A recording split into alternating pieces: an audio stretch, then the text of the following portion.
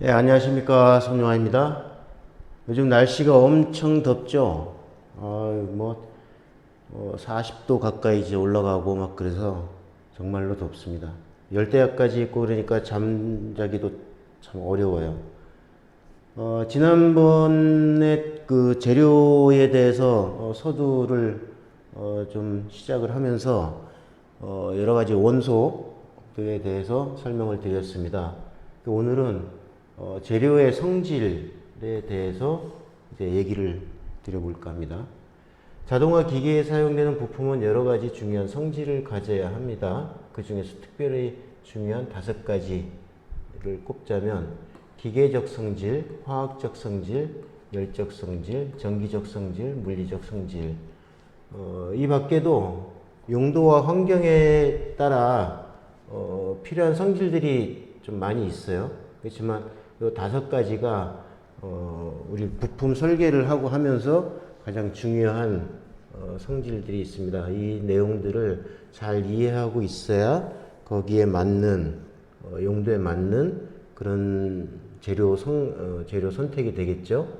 그래서 뭐 예를 들자면은 고속으로 움직이는 기계의 경우에는 내마모성, 내구성 등이 필요할 것이고, 반도체 공정이나 화학 공정, 식료품 공장, 의료장비 등과 같은 경우에는 내화학성, 내산성, 내부식성 등의 성질이 필요하겠죠. 그러니까 우리가 만들어야 하는 그런 기계 장비들이 어떤 공정에 사용이 되느냐, 어떤 환경에 노출이 되느냐에 따라서 필요한 부품들의 재료의 성질이 같이 수반되어야 합니다.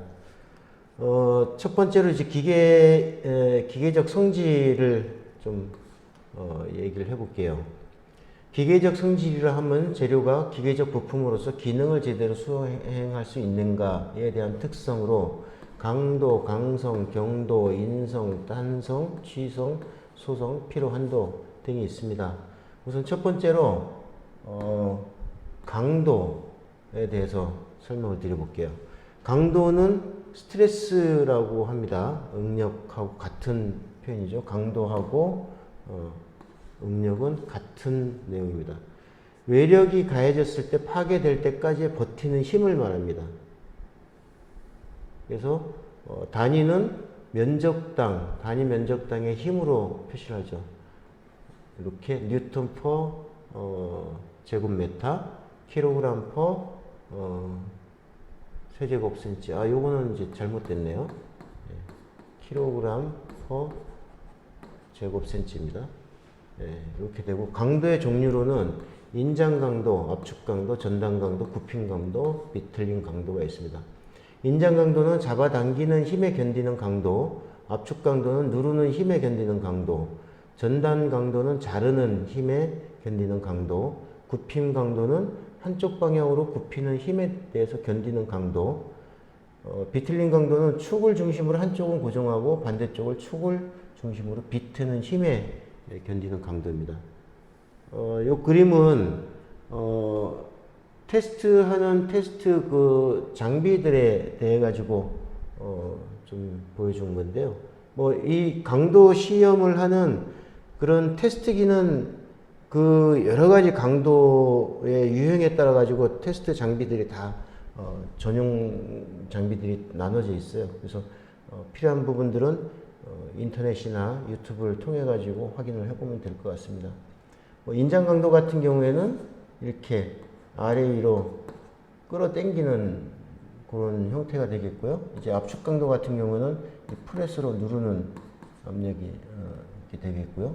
그다음에 전단 강도 같은 경우는 이렇게 해가지고선 요 부분에다 이제 시료를 넣고 눌러가지고 가위 형태로 이렇게 해서 넣으면은 잘려지느냐에 대한, 얼마만큼의 힘을 가했을 때 잘려지느냐에 대한 테스트를 하게 되어 있습니다.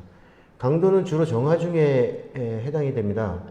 구조물과 같은 집중하중이 걸리는 부품은 반드시 강도 계산 또는 해석을 해보는 것이 좋겠고요. 동하중의 경우에는 정하중일 때는 복합하중이 걸리는 상황이 많기 때문에 별도의 해석 또는 시뮬레이션 프로그램 등을 검증하는 것이 좋다. 실제 동화중은 해석이 굉장히 어려워요. 예, 이거는 복합적인 하중이 걸리는 경우들이 많기 때문에 해석이 상당히 까다롭습니다. 해석이 어렵습니다. 그래서 동화중 해석을 어떤 업체에 의뢰해서 할 때 이런 동화중 해석을 많이 해본 업체들한테 의뢰를 하는 게 좋아요. 이게 경험치가 굉장히 많이 들어가는 부분들입니다. 그리고 하중 우리가 해석을 할 때는 인풋 데이터들이나 조건들을 정확하게 줘야 되기 때문에 의뢰하는 분들이 그런 조건들에 대해 가지고 상당히 면밀하게 검토를 해 가지고 가능한 상세하게 그리고 상세하고 그다음에 정확하게 조건을 주는 것이 좋습니다. 다음엔 강성입니다. 강성은 스티프네스, 리지디티라고 하고요. 재료가 변형에 저항하는 정도를 말합니다. 요거는 단위 길이당 힘으로 나타납니다. 단위 길이당. 그래서 뉴턴 메타, 킬로그램 센치 등으로 하고요. 그럼 강도와 강성은 어떻게 차이가 있느냐? 강도와 강성의 차이는 뭐냐? 강도는 어느 정도까지 힘을 가했을 때 끊어지거나 부서지느냐에 대한 설계치를 반영하는 거고요. 강성은 어느 정도까지 힘을 가했을 때 얼마만큼 변형이 되느냐에 대한 겁니다. 파손이 되느냐 아니면은 변형이 되느냐에 대한 것이고요. 그래서 버티는 힘이냐, 버티는 성질이냐, 버티는 정도냐, 버티는 성질이냐에 대한 것입니다. 외력에 저항하다가 외력이 없어졌을 때 원래의 모양과 치수를 유지할 수 있느냐에 대한 것이 강성의 정의입니다. 자, 재료 선정은 어떻게 할까요? 재료 선정을 할 때 기본적으로는 우리가 인장 강도를 기준으로 선택을 많이 합니다. 재료 편람에 보면은 아래와 같이 재료 특성이 나와 있는데 이 중에서 인장 강도 부분을 보고 대략적으로 재료를 선정을 하면 됩니다. 실제로 이렇게 선정을 많이 하고 있어요. 대표적으로 쓰는 우리 재료가 가지고 있는 강도 부분에서 인장 강도를 기준으로 많이 합니다. 다른 예를 들어서 인장 강도 말고 아까 봤던 압축 강도라든지 그런 것은 재료 편람에는 거의 나와 있지 않아요. 여기 나와 있는 것처럼 항복점이나 인장 강도, 연신율, 경도 이런 것들은 이제 재료 요게 이제 재료인데 재료마다 테스트를 한 것 중에 인장 강도가 이제 대표적으로 있죠. 그래서 요거 최소 30, 38, 42, 41, 45, 55, 58, 62, 70 이렇게 이제 인장 강도들이 표시되어 있습니다. 그래서 어떤 거가 강한 재료라고 할 때 이 인장 강도를 가지고 표현을 많이 합니다. 일반 구조용으로 많이 사용하는 재료는 일반 구조용 압연 강제 SS400과 같은 재료를 쓰고요. 그 다음에 기계 구조용 탄소 강제 SM 땡땡 여기 15C에서부터 지금 여기 나와 있죠. 10C부터 있는데 실제 10C는 거의 안 써요. 15C부터 55C까지를 씁니다.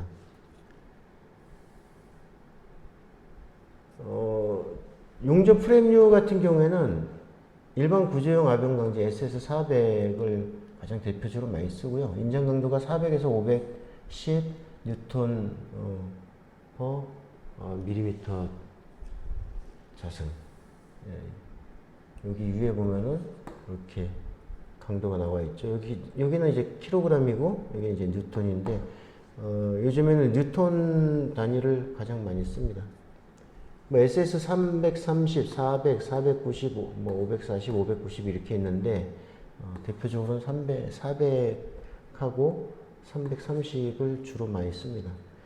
일반 기계 부품들, 이건 이제 용접 프레임류고 일반 기구 부품들 같은 경우에 강성이 필요 없는 부분은 SS 400을 그냥 쓰는데 강성이 좀 필요하다라고 하는 부분에는 SM20C 또는 25C를 많이 씁니다.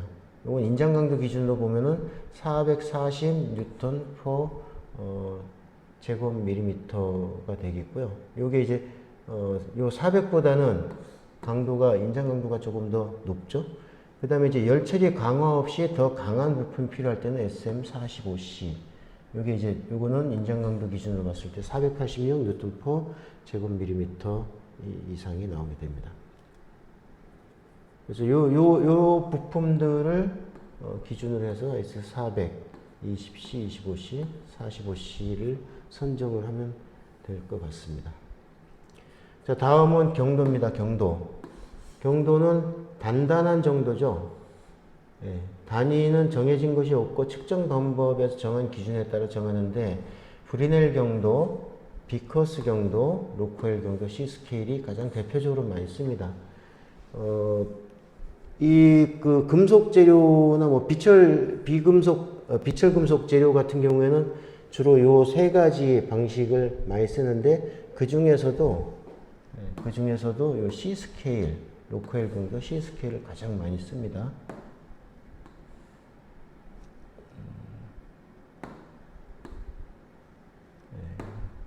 로코엘 경도 C 스케일을 가장 많이 씁니다.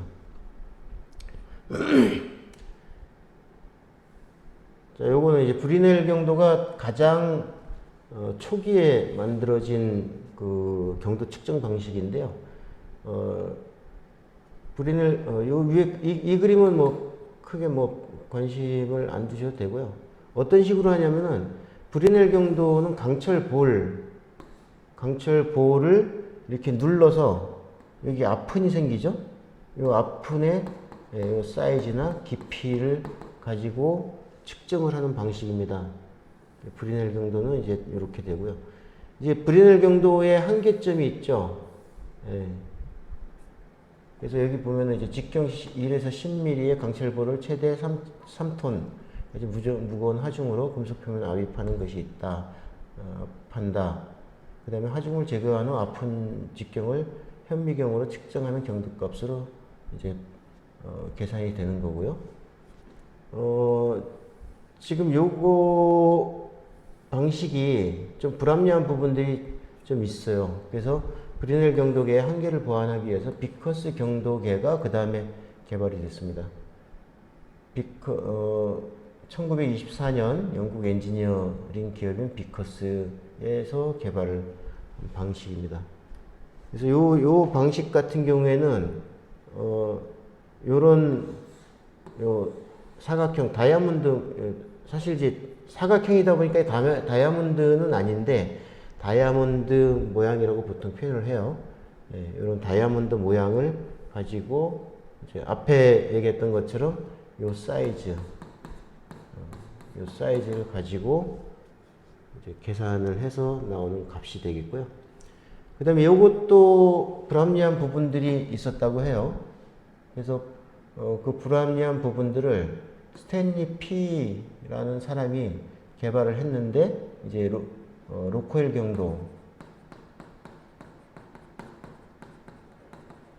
경도를 이제 개발을 하게 됐습니다. 그래서 C 스케일, B 스케일, A 스케일이 있는데 C 스케일은 다이아몬드 원뿔 모양 150kg의 하중을 가는 거고요.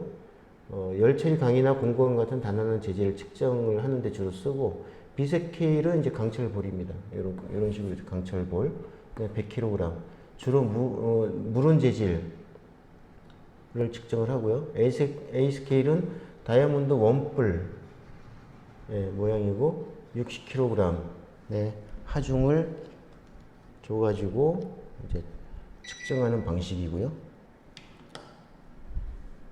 초경합금 또는 얇은 강판에 주로 사용합니다. 그래서 우리가 기계 부품들 같은 경우 판재보다는 실제로 경도가 필요한 부품들은 각재 모양이 많죠.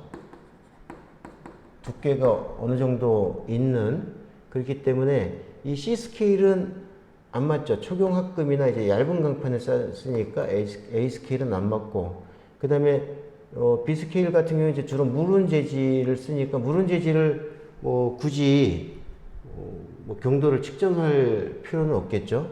소재를 개발하거나 소재를 만들어내는 쪽에서는 필요할 수도 있어요. 그렇지만 우리가 실제 기계 부품을 제작을 하는 데 있어서는 열 처리를 많이 하잖아요. 그래서 열 처리를 해서 쓰는 부품들의 표면 경도를 측정을 하는 경우가 많기 때문에 이 C 스케일을 가장 많이 씁니다.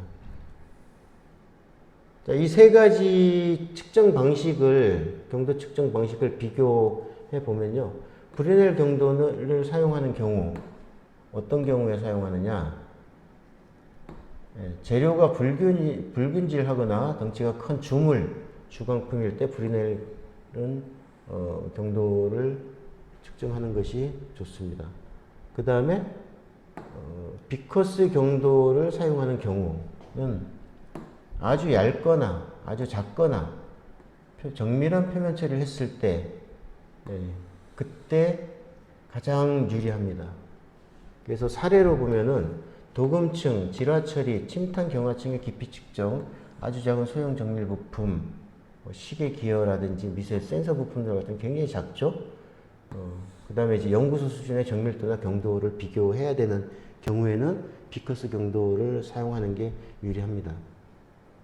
지금 이제 도금층, 질화 처리층, 뭐 침탄 경화층의 깊이 같은 경우는 뭐 1mm 이상 되는 경우도 있지만 1mm보다 더 낮은 경우들도, 작은 경우들도 많아요. 도금층은 뭐 낮은 경우에는 20마이크로에서부터 한 200마이크로까지 되는, 미리 단위보다도 작죠. 이럴 때 이제 다른 경도계로 측정을 하게 되면은 부품 자체가 파손이 되는 경우들이 생깁니다. 그래서 요 특성에 맞는 측정 방식으로 해야 됩니다. 그 다음에 이제 로컬 경도 C 스케일을 사용하는 경우에는 이게 이제 실무 현장에서 가장 빠르고 정확하게 할 수 있는 방법이에요. 압입 자국의 면적을 현미경으로 측정하는 방식이 아니라 압입된 깊이의 차이를 기계적으로 읽어내는 방식이에요. 따라서 측정 속도가 굉장히 빠르고 작업자의 이제 주관이 개입될 여지가 적어 현장에서 표준으로 사용하고 있습니다. 현미경으로 아픈 자국이 이렇게 생겼는데 이걸 현미경으로 들여다보는 그런 시간적인 부분들이 굉장히 로스가 많죠. 그렇지만 이 로컬 C 스케일 같은 경우에는 예를 들어서 이렇게 들어갔다. 그러면 이 깊이만 가지고 측정을 합니다. 다음으로 이제 쇼 경도도 있어요. 요거는 기계 부품 중에서 금속 쪽에는 별로 사용을 안 하고요. 쇼 경도 같은 경우에는 대부분 고무라든지 그런 탄성이 있는 재료를 측정을 합니다. 우리가 뭐 우레탄 같은 경우도 있고 고무 이런 탄성 재료들을 측정을 할 때 주로 사용을 합니다. 쇼 경도가 있고 쇼 듀로미터 방식이 크게 보면 두 가지가 있는데요. 이제 쇼 경도 같은 경우는 반발식입니다. 요 아래 그림을 보면서 설명하는 게 좋겠죠? 자, 쇼 경도는 중에서도 이제 반발식은 요 H0라고 하는 위치에서 볼을 요 시험하는 것을 떨어뜨립니다. 퉁 떨어뜨렸고 나서 얘가 다시 튀어 올라가는 그 높이의 차이. 그래서 HS 몇이냐 140 곱하기 H0에서 H까지를 나눠 가지고 계산을 하는 방식입니다. 이 방식은 이제 금속 반발식 측정인데 점차 리브 측정 방식으로 대체가 됐다고 해요. 자, 리브 경도 시험은 이것도 쇼 경도 측정기인데 현장에서 이제 리브 경도기라고 이렇게 표현을 합니다. 1970년 스위스의 닥터 리브에서 개발된 거고요. 측정관 내에 있는 초경 강구 햇물 용수철 힘으로 시판 표면에 충돌할 때 충돌 전후의 속도비로 재료 경도를 구하는 방식입니다. 요거 특징은 이제 휴대용으로 가지고 다니면서 측정을 할 수 있다라고 하는 거고요. 그 다음에 이제 쇼 듀로미터 방식이죠. 스펀지나 연질 고무를 측정을 할 때 연질 고무의 탄성 어느 정도의 탄성을 가지고 있는지를 측정을 할 방식인데 제일 표면에 가압판, 누름핀 요게 이제 그 듀로미터 압입식 측정 방식인데 여기 핀이 나와 있죠. 예. 이 핀을 눌렀을 때 요 로드를 가했을 때 여기서 얼마만큼 변형이 되느냐를 가지고 합니다. 그래서 시효 경도 측정하는 거를 이제 요 듀로미터 방식에는 타입 A부터 이제 M까지 여러 가지 종류들이 있어요. 그 요거 이제 핀 측정하는 핀의 모양이 이렇게 다 달라집니다. 그래서 요 모양 그 다음에 이제 스프링 포스도 모양에 따라 다 달라서 이렇게 여러 가지 형태로 팁을 바꿔가지고 측정을 하게 됩니다. 그래서 표시 방식은 맨 앞에 경도값을 표시를 하고요. 그 다음에 쇼 또는 SH라고 플램을 쓰기도 하고 SH라고 쓰기도 합니다. 그 다음에 여기 이제 경도 타입을 뭘로 할 거냐. 그래서 요 쇼 경도 측정 방식, 표시 방식을 모르는 사람들이 많아요. 진짜로 요거를 모르는 분들이 굉장히 많습니다. 그래서 요거를 좀 잘 알고 있어야 돼요. 100의 시효 경도 나는 D0를 쓰겠다. D0로 측정한 거가 100이 나와야 된다. 라고 이렇게 표시를 하는 거죠. 자, 경도, 요 표는, 경도가 어떻게 달라지는지를 보여주는 겁니다. 쇼 00이 있고, 쇼 A, 쇼 D가 있어요. 자, 예를 들어서 쇼 00인데, 쇼 00에 90이다. 예. 요거로 표시하면 90, 쇼 00이라고 표시가 되어 있죠. 얘는 뭐 하고 같냐면은 요거하고 같죠. 요거 이렇게 같습니다. 예, 얘로는 측정이 안 돼요. 얘로는 측정이 안 돼요. 그래서 이 90 SH00은 60 SHA와 같은 값이에요. 예, 요게 두 가지가 같은 값이에요. 이렇게 같은 값이 나오고 쇼 A 같은 경우에는 100 이상이 가게 되면 측정이 안 되죠. 그런 거는 여기 쇼 D 타입으로 측정을 해야 되죠. 자, 쇼 D는 이런 모양이 되어 있어요. 이렇게 뾰족한 거. 이게 단단하니까 이게 무른 거 같은 경우는 이렇게 뾰족하게 되면 너무 깊이 푹 들어가겠죠. 그러니까 측정이 안 되는 겁니다. 쇼 A 같은 경우에는 이런 모양이 되어 있고, 그 다음에 쇼 00은 이렇게 둥근 모양, 그죠? 이렇게. 그래서 우리가 가장 소프트한 거부터 가장 단단한 거 보면은, 여기 보면 이제 젤리, 캔디 같은 경우가 가장 이제 무르다, 연질이라고 하면은, 요거는 우리 그 안전모 같은 경우는 굉장히 단단하죠. 펜슬, 지우개.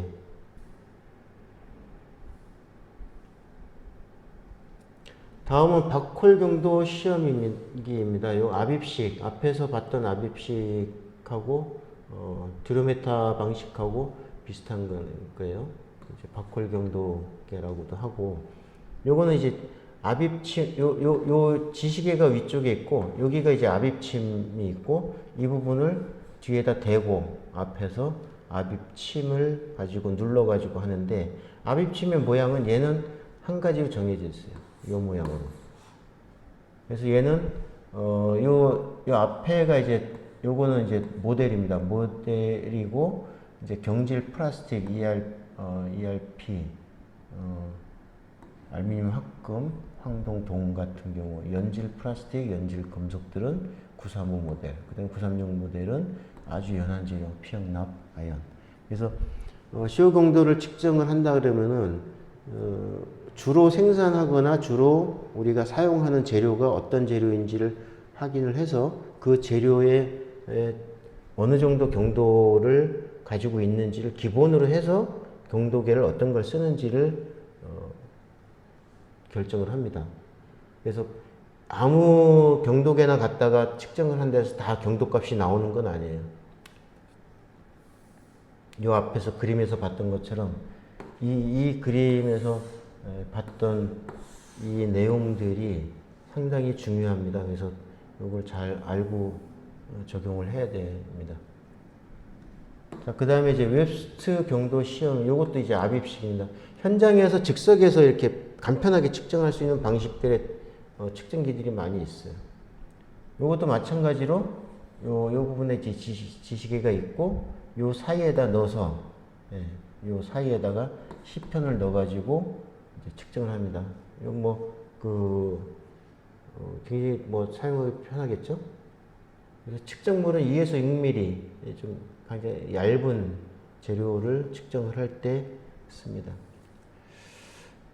경도 결정 과정에서 자주 혼동하는 실수들이 탑3가 있어요. 자, 첫 번째, 강도와 경도를 혼동하는 경우가 많습니다. 강도는 잘 버티는 것이고 경도는 잘 긁히지 않는 것입니다. 단단한 우리가 한글로는 강도와 경도를 똑같이 단단하다 라고 표현을 하죠. 자, 단단하다 라는 우리가 일반적인 용어에서 두 가지로 나눕니다. 우리가 설계자 관점이나 공학적 관점에서 보면은 이게 강도냐 아니면 경도냐 두 가지로 나눠집니다. 그리고 강도는 여기 앞에서도 봤던 것처럼 강도와 그 다음에 강성이라는 게 있죠. 이 세 가지를 실제로 혼동해서 다 씁니다. 이거는 일반인들의 얘기예요. 일반인들이 쓰고 있는 단단하다라고 하는 용어를 우리 공학적 입장, 설계자의 입장이나 엔지니어 입장에서 보면은 단단한데 얘가 잘 버티는 단단한 거냐 아니면은 잘 안 긁히는 단단한 거냐 라고 하는 거를 정말로 구분을 할 수 있어야 되겠죠. 그리고 고객이 좀 단단했으면 좋겠어. 이건 좀 무른 것 같아. 그랬을 때 어떤 단단함을 말씀하시는 거죠? 얘가 재료 자체의 표면이 미끄러지는 그런 부품이 있다 그랬을 때 얘가 잘 안 닳고 그런 성질, 경도가 높아야 됩니까? 아니면은 잘 버텨야 됩니까? 라고 하는 거를 구분해서 고객한테 최종적으로 확인을 받아야 될 필요도 있는 거죠. 기기를 설계를 하고 실제 운전하고 가동을 하면서 양산 단계까지 쭉 컨디션을 올릴 때 어떤 부품들이 내구성을 가져야 되는데 이게 강도 측면이냐 아니면 경도 측면이냐 하는 부분들을 잘 이해를 해야 됩니다. 자, 다음은 두께와 재료에 따라 경도를 선택을 해야 됩니다. 얇은 판재의 경우에는 로컬 경도 측정을 할 경우 구멍이 나거나 손상이 될 수도 있죠.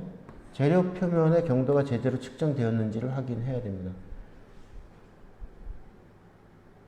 우리가 얇은 소재와 두꺼운 소재의 표면의 경도를 높여야 된다라고 했을 때 올리지 못하는 경우들도 많아요. 예를 들어서 부품의 두께가 이 두께가 2mm예요. 하나의 부품은 두께가 30mm예요. 그랬을 때 표면 경도를 올린다. 2mm는 표면 경도를 올리기가 굉장히 어렵습니다. 왜냐하면 표면 경도를 올리려고 그러면은 그만큼 온도도 같이 올려줘야 되는데 변형이 발생이 되죠. 그렇지만 30mm인 경우에는 변형이 이거보다는 훨씬 적죠. 그래서 얘는 가능합니다. 그래서 두께와 재료에 따라서 경도를 선택을 해야 된다는 것이고요. 그 다음에 모재와 코팅층의 경도가 다를 수 있습니다. 제가 초코파이의 예를 그림으로 그려놨는데요. 이 안에 이제 메시멜로 같이 아주 부드러운 층이 있고, 그 다음에 여기 이제 빵, 예, 층이 있고, 그 다음에 가장 단단한 초코가 굳어 있는, 초콜릿이 굳어 있는 층이 있어요. 이 경도가 다 다르죠.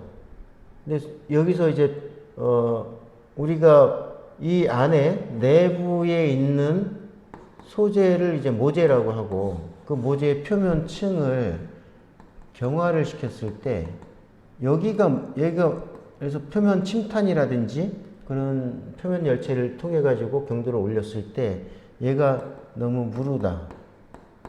그러면은 어떤 힘을 가했을 때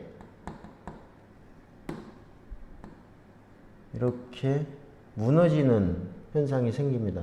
왜냐면 이 내부층이 못 버티는 거죠. 그 힘을. 그러면 이 표면만 경화시켰다는 게 의미가 없어집니다. 이 표면 경화가 의미가 없어지죠. 그래서 표면 경화가 의미를 가지려면은 모재가 버텨줘야 됩니다. 줘야 한다. 이걸 반드시 알고 있어야 돼요. 모재의 경도가 기본적으로 확보가 되지 않은 상태에서 표면 경도만 올렸을 때는 외부에 힘이 가해졌을 때 다 깨져나가는, 우리가 초코파이를 누르면은 여기 초콜릿이 다 깨지죠. 똑같은 원리입니다. 그래서 이 표는 경도를 환산한 표입니다. 그래서 경도 환산표에 브리넬 경도값, 로크헬 경도값, 여기 이제 비커스 경도값을 나타냅니다. 그래서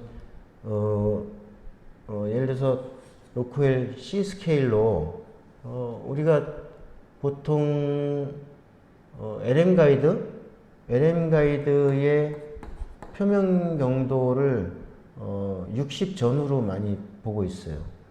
그랬을 때 HRC, HRA A 스케일로 하면 81.2가 나오고, 브리넬 경도로 하면 텅스텐 카바이드 볼로 했을 때는 HB 654가 나오고요. 비커스 경도계로 측정했다 그랬을 때는 HV 697.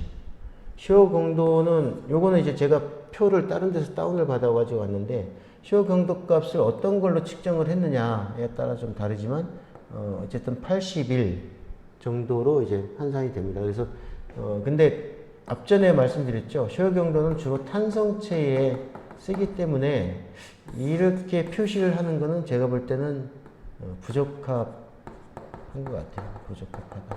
그래서 이 값은 신경 쓰지 마시고, 로컬 C 스케일과 HB, HV, 비커스와 브리넬 경도 값만 비교를 이렇게 해보시면 됩니다. 이건 자료가 다 검색해서 나오는 자료들이니까요. 그걸 참고하시면 될 것 같습니다. 브리넬 경도에서 표준볼인 경우에는 여기부터 이제 측정이 돼요. 500부터.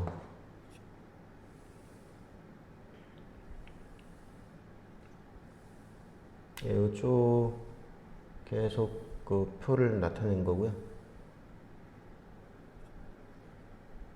자, 이 다음은 이제 표면 경도를 올리는 방법인데, 지금 시간이 30분이 넘어가고 있기 때문에 좀 길어져서 요거는 내용을 다음에 진행을 하는 걸로 하겠습니다. 그래서 오늘은 그런 기계적 성질에 대해 가지고 설명을 드리고요. 다음 편에도 기계적 성질과 그 다음 챕터에 대해서 설명을 드리겠습니다. 네, 무더운 날씨에 잠도 자기 좀 어려운 열대야가 지속된다라고 하고요. 장마도 좀 오고 습도도 굉장히 높고 합니다. 짜증도 많이 나고 되게 피곤한 그런 날들이 계속 있을 것 같은데요. 그래도 즐겁게 마음 먹고 자주 웃으면서 이렇게 생활하다 보면은 좀 잊을 수 있지 않을까요? 그래서 오늘 강의를 여기까지 마치겠습니다. 예, 감사합니다.